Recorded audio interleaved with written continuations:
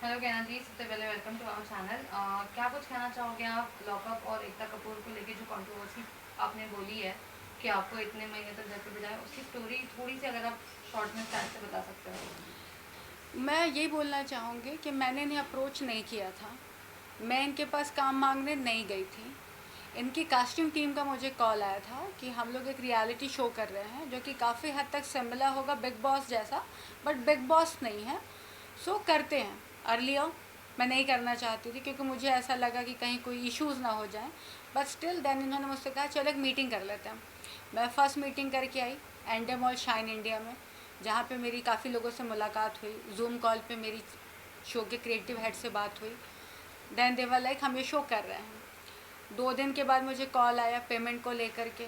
Finally हम लोग एक पॉइंट पे आए कि मैं 1.5 लाख रुपीज़ पर वीक ले रही हूँ। मेरे पास कंफर्मेशन लेटर आ गया, मेरे पास सब कुछ हो गया। उसके बाद मेरी इनके टीम मेंबर से, क्रिएटिव हेड, ईपी, चैनल वाले सबके साथ में जूम कॉल पे बात हुई। और वहाँ पे लोगों ने मुझसे पूछा आपको पता है हमारे शो की होस्ट कौन है। देन फाइनली मुझे पता चला कि कंगना रनावत ये शो कर रही है। उनका पहला क्वेश्चन कि आपको कोई इशू तो नहीं कंगना कर रही है, क्योंकि देयर वर मैनी आर्टिस्ट जिन्होंने छोड़ दिया ये शो जब उनको पता चला कि कंगना रनावत कर रही है शो। मैंने कहा नहीं नहीं, मुझे कोई इशू नहीं, वो अपना काम करे, मैं अपना काम कर रही हूँ। फिर उसके बाद उन्होंने मुझसे पूछा आपको पता है यहाँ पे आपके सीक्रेट्स रिवील होंगे, जब आपका एलिमिनेशन राउंड आएगा तो हम लोग आपके सीक्रेट्स रिवील करेंगे, आपको अपने आप को बचाने का वही एक तरीका है। फिर आपके पास आपके पॉइंट्स होने चाहिए आर्ग्यू करने के लिए। फिर वही सारी बातें हुई। फिर उसके बाद उन्होंने मुझसे पूछा आपके ब्लड टेस्ट, आपके लास्ट 1 ईयर में जो भी चेकअप्स हैं, जो भी मेडिसिन लेती हैं, आप अल्कोहल कंजम्पशन करती हैं नहीं करती हैं, आप सिगरेट्स पीती हैं नहीं पीती हैं। तो मैंने बताया मैं सिगरेट्स नहीं पीती हूँ, मेरा अल्कोहल का कोई सीन नहीं है। फिर मैंने सारे मेडिकल रिपोर्ट्स उनको दिए, एंडेमोल का सारा फॉर्म जो आता है वो सारी चीज़ें मैंने उन्हें भेजी। उसके बाद उन्होंने मुझसे डॉक्टर का नंबर लिया, उन्होंने बात की। मैं डायबिटिक हूँ, मैं इंसुलिन डिपेंडेंट हूँ, तो मेरे उन्होंने इंसुलिन के नाम मैंने 1.5-2 महीने के लिए शॉपिंग कर ली दवाइयों की। फिर उन्होंने उसके बाद मुझे सबअर्बन भेजा जहाँ पे वो सारे टेस्ट करते हैं, सारे ब्लड टेस्ट वो करवाए। उसके बाद इनके साइकेट्रिस्ट के साथ में 2 से ढाई घंटे का सेशन था, वो हुआ। वो इंटरेक्शन किया पूरी तरह से प्रॉपर। फिर उसके बाद इनके क्रिएटिव हेड वगैरह सबके साथ फिर से 2 से ढाई घंटे का सेशन हुआ। फिर उसके बाद बैक टू बैक चल रहा है, बैक टू बैक चल रहा है। फिर कोशा के साथ में मैं कंटिन्यूसली टच में हूँ, रिदांश के टच में कंटिन्यूसली हूँ। सबसे बातें चल रही, सारी चीज़ें हो रही हैं धीरे धीरे। हाँ। फिर एक दिन एक पॉइंट पे आते हैं कि now you should start shopping. मैंने कहा चलो ठीक है। तो उनकी एक बड़ी लंबी चौड़ी सी लिस्ट आई जहाँ पे it was written very clearly कि आपको ऐसे बैग कैरी करने हैं, उस पर कोई ब्रांड नहीं होना चाहिए, कोई लोगो नहीं होना चाहिए, कोई प्रिंट नहीं होनी चाहिए, कोई फेमस कार्टून नहीं होना चाहिए, कोई रिलीजियस कैरेक्टर नहीं होना चाहिए। पूरी की पूरी शॉपिंग बदलनी पड़ गई, पूरे सामान चेंज करने पड़ गए। 2 से ढाई लाख की सिर्फ शॉपिंग हुई। मैं ये अमाउंट इसलिए मेंशन कर रही हूँ, बहुत छोटा पैसा है, ऐसा नहीं कि बहुत बड़ा है, बट जिस सिचुएशन में मैं अभी हूँ, क्योंकि मैंने 1 साल से कोई काम नहीं किया, तो मेरे लिए मैटर करता है। अगर आपको मुझे शो में नहीं लेना था तो आपको मुझसे इतने फालतू के खर्चे नहीं करवाने थे। अब आप कहोगे कि वो कपड़े तो मैं पहन सकती हूँ, तो वैसे कपड़े मैं नहीं पहनती हूँ जो मैं जेल के अंदर पहनने के लिए मैं ख़रीद रही हूँ। जेल में पहनने के लिए मैं ट्रैक ले रही हूँ, मैं शूज़ ले रही हूँ जो ब्रांड्स वाले नहीं हैं, क्योंकि आप मुझसे अलग अलग टाइप की एक्टिविटीज़ कराओगे। तो मैंने सिर्फ आपके लिए शॉपिंग की। उसके बाद मैं आप लोगों से बार बार पूछ रही हूँ कि क्या मैं कोई दूसरा शो पकड़ लूँ। आप लोग अरे नहीं नहीं नहीं, आप कैसे शो कर सकती हैं, आप बालाजी का शो कर रही हैं। अगर आप कोई दूसरा काम करेंगी और वो रिलीज़ हो गया तो उनको सारी टीआरपी मिल जाएगी, उनको सारा बेनिफिट मिल जाएगा, आपने मुझे शो नहीं करने दिया। देन आप तो कॉन्ट्रैक्ट में हो, आपकी डेट तक क्लियर नहीं होती। आप मुझे 28 से क्वारंटीन में भेजने वाले थे और 18 को आप मुझे फ़ोन करके बोलते हैं कि हम लोग फर्स्ट वीक में एंटर नहीं हो रहे हैं। 28 को हम लोग कालिया मैदान फिल्म सिटी में जाकर आपके पोस्टर शूट कर रहे हैं, आपके टीज़र शूट कर रहे हैं, आपके ट्रेलर शूट कर रहे हैं, आपके बाइट शूट कर रहे हैं, आपका कोई प्लान नहीं। आपको मैं पूछती हूँ मैं कब जा रही हूँ, आप कहते हैं आप अगले हफ्ते जा रहे हैं। मैं अगले हफ्ते पूछती हूँ आप अगले हफ्ते जा रहे हैं। आपका कोई सेटअप नहीं है, आप कुछ नहीं बताते हो।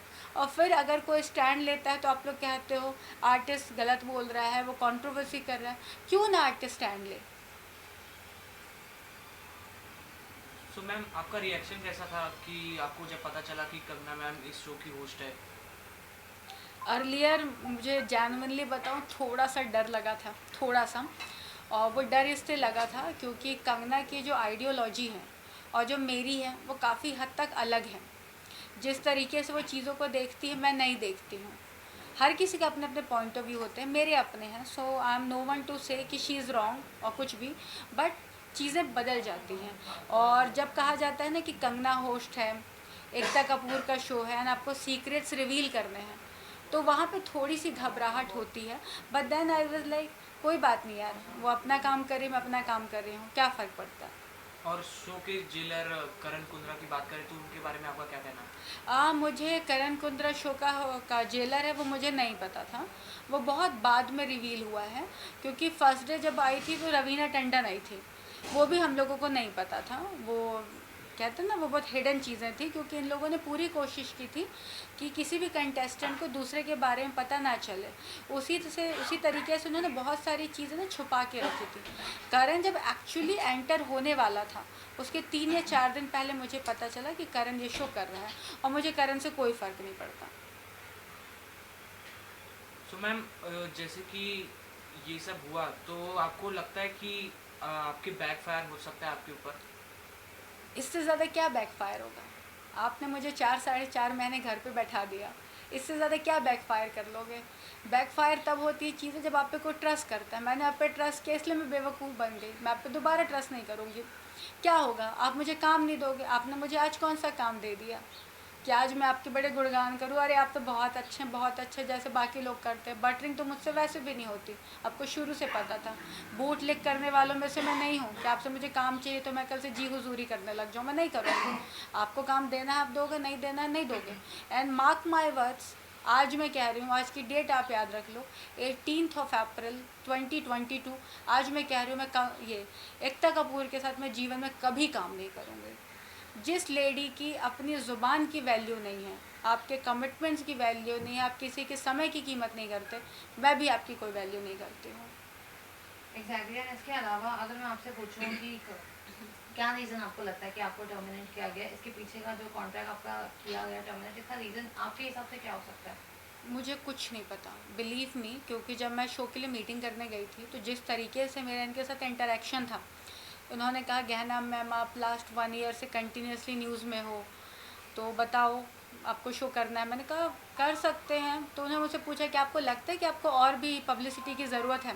तो मेरा एक स्टेटमेंट था कि पब्लिसिटी की ज़रूरत तो शाहरुख खान को भी होती है।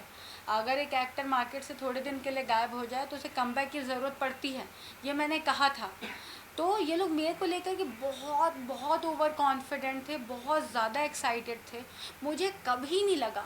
और ये जो वाइल्ड कार्ड वाली एंट्री है, जो मुझे 18th को पता चली, 18 मार्च को, वो भी मेरे लिए शॉकिंग था, क्योंकि मैं मेन कंटेस्टेंट की तरह जा रही थी। I was one of the 16। मेरी इनके डिज़ाइनर के साथ फिटिंग से लेके हर चीज़ को लेकर बात हुई है। एंड मुझे पता है कि इनके किसी क्रिएटिव हेड को भी नहीं पता था टिल 18th कि मैं वाइल्ड कार्ड में हूँ। और अचानक से जो 21 को पता चला है, वो तो मुझे नहीं लगता किसी को भी पता होगा, तो मुझे कैसे पता होगा। और रीज़न तो एकता कपूर ही बता सकती है। तो वेल आपने घर आप 3.5 महीने बैठे थे, तो आपने इसके ऊपर कोई जो है कंप्लेन रजिस्टर की क्यों नहीं, और कुछ फाइल क्यों नहीं किया उनके अगेंस्ट? देखो मैं आपको एक बात बताती हूँ, जब आप ना कोई इंडस्ट्री में जब आप काम करते हो तो एक तो बहुत टफ़ हो जाता है किसी के अगेंस्ट केस करना या किसी के अगेंस्ट स्टैंड लेना। और मैं हूँ नहीं उन लोगों में से जो किसी के ख़िलाफ़ केस करे, किसी के ख़िलाफ़ स्टैंड ले। आज ये जो हो रहा है ये मैं अपने लिए स्टैंड ले रही हूँ। किसी को डिफेम करना, किसी के ख़िलाफ़ बोलना, ऐसा कुछ नहीं है। मैं वो बोल रही हूँ जो एक्चुअली ट्रुथ है, मेरे पास हर चीज़ का प्रूफ है। और मैं इसलिए बोल रही हूँ कि अगर आज मैं नहीं बोलूँगी तो कल कोई नहीं बोलेगा। ऐसे ना जाने कितने आर्टिस्ट हैं जिनको 6-6 महीने घर पे बैठा दिया जाता है, उनके साथ शूट कर लिया जाता है, फिर अचानक से शो बंद हो जाता है तो उन्हें उनकी पेमेंट नहीं मिलती है। 3 महीने शो चला, उसके बाद कुछ दिन के बाद बंद हो गया, फिर बोलते हैं 6 महीने बाद पेमेंट ले जाओ। उस ड्यूरेशन में आर्टिस्ट कैसे घर चलाएगा। आर्टिस्ट को 25 दिन के लिए ब्लॉक किया जाता है, 30 दिन के लिए ब्लॉक किया जाता है, 5 दिन का शूट होता है। आर्टिस्ट को सेट पे बुलाकर मेकअप करवा देते हैं, एक्टिंग नहीं करवाते हैं तो पेमेंट नहीं देते हैं, भले आर्टिस्ट का पूरा दिन चला जाए। स्टैंड तो लेना होगा, 12 घंटे के शिफ्ट में आप 18 घंटे काम कराते हो। आर्टिस्ट जहाँ रहता है उससे 2 घंटे की ट्रैवलिंग होती है, 2 घंटे वापस आता है, 12 घंटे की शिफ्ट होती है, 16 घंटे वो वैसे भी काम करता है। उसके बाद आप उसे 8 घंटे और काम कराते हो। आर्टिस्ट सिर्फ ये सोच के चुप रह जाता है, आज नहीं बोलना है, कल काम नहीं मिलेगा, नहीं बोलना है, इस तरीके से उसकी पूरी ज़िंदगी घिस जाती है। और वो जैसे आया था शायद एक अच्छे इंसान की तरह आता है, बाद में एक ज़िंदा लाश बन के रह जाता है। और एक दिन आता है जो सुशांत सिंह राजपूत जैसे लोग सुसाइड कर लेते हैं, मर जाते हो, पता नहीं कितने लोग मर जाते हैं। बाद में 4 लोग खड़े हो जाते हैं पोस्टर लेके, हमको सिंपैथी है। जब वो ज़िंदा था तब सिंपैथी नहीं थी। आज आप उसके लिए 4 मॉडल्स खड़ी हो जाते हैं रोने को, हम उससे ये करते वो करते। जब वो ज़िंदा था तब कोई क्यों नहीं करता है? सो मैम, आपको जब पता चला कि आप शो में जाने वाली हो तो आप शो फॉलो करती थी, और अगर करती थी तो आपका फेवरेट कंटेस्टेंट कौन था शो में? जब मैं शुरू में मैं भी एक्साइटेड थी कि मैं शो कर रही हूँ, तो जब फर्स्ट डे रिवील हुआ मुनव्वर वगैरह, तो मैं शो को जेन्युइनली बहुत अच्छे से फॉलो कर रही थी। और मैंने देखा मुनव्वर की फ़ैन फॉलोइंग एक्चुअली अच्छी है। लोग उसे वाकई बहुत अच्छे से कमेंट्स करते थे। हम लोग ना कमेंट्स पढ़ते थे, मैं प्रॉपर फॉलो कर रही थी। मैं 2-3 आईडी से मैंने लॉगिन किया था कि बालाजी का शो है, उनके फॉलोवर्स बढ़ जाए, उनके व्यूवरशिप बढ़ जाए। मैं भी बार बार एग्जिट होकर बार बार लॉगिन करती थी कि उनके व्यूवर्स बढ़ जाए। मैं पूरी कोशिश कर रही थी कि लोगों का अच्छा हो जाए। तो मैंने वहाँ रियलाइज़ किया कि मुनव्वर सबसे रियल था। और अगर वो फेक भी था ना, तो इतने अच्छे से फेक था कि वो बुरा नहीं लगता था।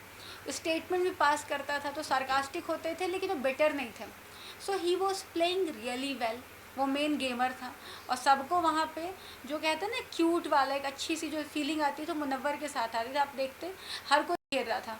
कभी शायशा ने कहा उसको क्रश है, कभी कभी सारा उसके साथ होती, पूनम वहाँ पे थी, अंजलि को उसके साथ लव एंगल के लिए क्रिएट कर दिया गया। तो लव एंगल उन्हीं एक्टरों के साथ क्रिएट किए जाते हैं, कहीं भी देख लो, जिनको लंबी रेस के लिए रखा जाता है। आप देख लो, तेजरन थे, लास्ट तक रहे। उसके पहले सिद्धार्थ और शहनाज थे, वो भी बहुत टाइम तक रहे। आसिम और उसका जो था उमर, नहीं क्या नाम था, आसिम और हिमांशी, ये लोग साथ में थे। सो जब लव ट्रायंगल या लव एंगल्स क्रिएट किए जाते हैं ना किसी भी टाइप को, इसीलिए रखे जाते हैं ताकि वो टीआरपी दे और लंबे टाइम तक रहें। सो आई फील कि मुनव्वर फाइनल पर तो है। सो आपने जैसे मुनव्वर जी को मेंशन किया, तो उनका भी एक न्यूज़ सामने आ रहा है कि ही इज़ मैरिड, और उनका लॉकअप में कोई लव एंगल चल रहा है। सो उसके ऊपर आपका क्या कहना है? टीआरपी, इसका एक ही जवाब है, TRP. It's all about TRP. Even मुझसे भी पूछा गया था कि अगर आपको शो के अंदर जाके अफेयर करना पड़ा तो I you okay with that? I was like done. मैंने कहा मेरा अगर स्वयंवर भी करवाना पड़े शो में ना तो करवा देना, हम स्वयंवर भी कर लेंगे फॉर टीआरपी। सो ये सारा गेम तो टीआरपी का है। जो कंटेस्टेंट टीआरपी देता है वो ज़्यादा टाइम तक है। आप लड़ कर दो, झगड़ के दो, रो कर दो, ड्रामे करके दो। सो ये सारा गेम टीआरपी का है। एंड मुझे पता नहीं क्यों लगता है, मैं हालांकि कोई प्रेडिक्टर नहीं हूँ, बट फिर भी मुझे ऐसा लगता है कि जिस दिन ये शो ख़त्म होगा अंजलि एंड मुनव्वर मिलेंगे भी नहीं। मेरे इस शो को लेके काफ़ी कंट्रोवर्सी हो रही है, तो अगर अब आपको सीज़न 2 या फिर नेक्स्ट सीज़न ऑफर हुआ तो क्या आप जाना पसंद करेंगे?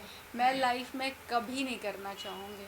मुझे अगर अभी फ़ोन आए ना कि कल आप इनकी वाइल्ड कार्ड एंट्री में चले जाओ, अगर वो मुझसे कहते हैं कि हम आपको जो पे कर रहे हैं उससे हम आपको 10 गुना भी ज़्यादा देते हैं, मैं तो भी नहीं करूँगी। मैं अपनी लाइफ में अपनी बात को लेकर बहुत पक्की हूँ, और जो उतर गया नज़र से ना उतर गया। एकता मैम, आपने पूरी इज्जत खो दी यार। बिलीव मी, मैं आपकी बहुत बड़ी फ़ैन थी, मैं लड़ जाती थी लोगों से आप लोगों के लिए, बट अब आपकी ना 0.1% भी रिस्पेक्ट नहीं है। और आज क्या, किसी भी साल में मैं आपका कभी कोई शो नहीं करूँगी। सो लॉकअप के अलावा कोई अदर शो, रियलिटी शो जो आपको पसंद हो और आप उसमें जाना चाहो? अभी फ़िलहाल मुझे नहीं मालूम, अभी मेरा कोई फेवरेट शो नहीं है, अभी कुछ भी नहीं है। लेट्स सी, कुछ अच्छा शो आता है तो मैं ज़रूर करूँगी, बट अभी एट प्रेजेंट मैं कुछ नहीं कर रही हूँ, क्योंकि उन्होंने बैठा रखा था तो मैंने कोई शो लिया नहीं। सो लास्ट में जाते वक्त आप दर्शकों को क्या बताना चाहोगे? मैं सिर्फ एक बात कहना चाहूँगी, ये इंडस्ट्री जैसे दिखती है वैसी नहीं है। चकाचौंध के पीछे बहुत सारे बेटर ट्रुथ हैं। कई बार लोग बोलते हैं, कई बार लोग नहीं बोल पाते। कोई सुसाइड कर लेता है, कोई इंडस्ट्री छोड़ के चला जाता है, कोई किसी बुढ़े से शादी कर लेता है, कोई कहीं और कर लेता है। जिसको जो मिलता है वो इतना फ्रस्ट्रेट हो चुका होता है ना अंदर ही अंदर, उसको कुछ समझ नहीं आता है। तो जब आप कोई भी एक स्टेटमेंट पास करते हैं ना कि वो न्यूज़ में आने के लिए कर रहा है या इसके लिए कर रहा है, आपको समझना पड़ेगा कि वो एक्चुअली किस पेन से गुजर रहा है। अगर मैं आपका एक दिन बैठा लूँ, जो लोग कह रहे थे लॉकडाउन में हमारी 1 महीने की सैलरी नहीं आई, सैलरी नहीं आई, सैलरी कट है, मुझे तो 4 साढ़े 4 महीने बैठा के रखा गया, कुछ काम नहीं करने दिया गया, तो मैं क्यों ना बोलूँ। आपको अपने लिए स्टैंड लेना चाहिए, लीजिए। अगर आप नहीं लेंगे तो आपके लिए कोई नहीं लेगा। Thank you.